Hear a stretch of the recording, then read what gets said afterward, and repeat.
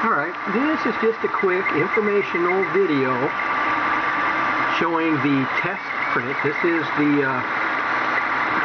low poly cat, and I've mentioned a few times that if it's going to be printed, it's very possible to print without a brim. There's no brim here.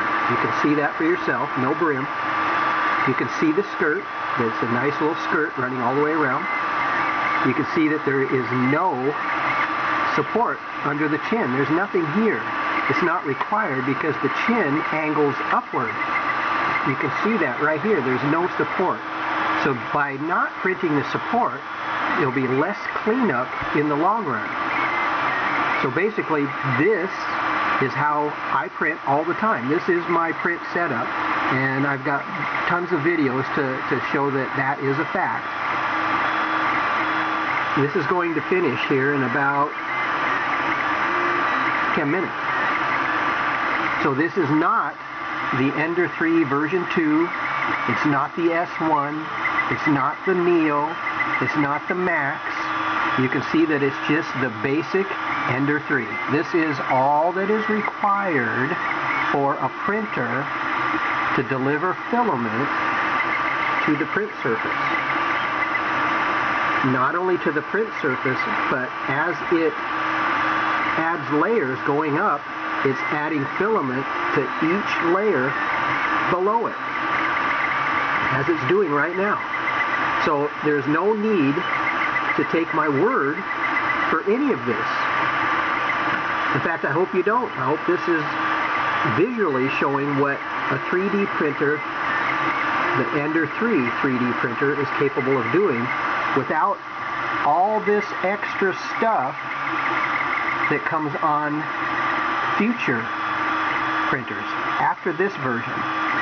There's no frills, no changes to the cooling system for the heatsink.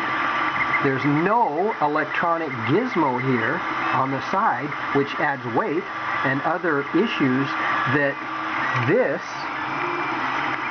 will never have. All right?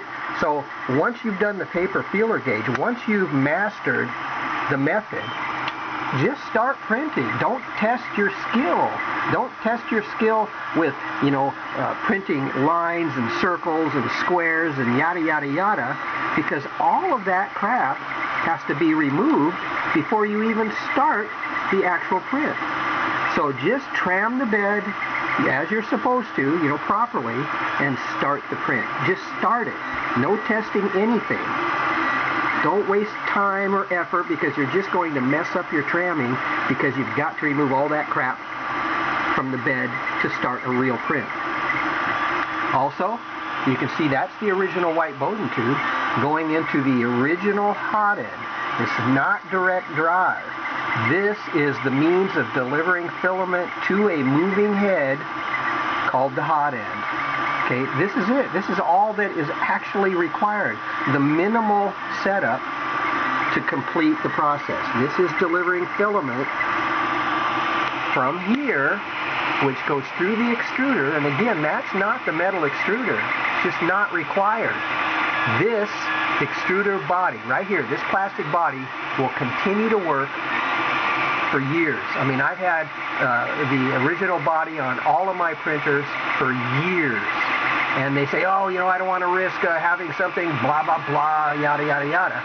But honestly, if you have the metal one, if you've read past posts, they're always complaining about how this metal one, a metal one, will cause issues.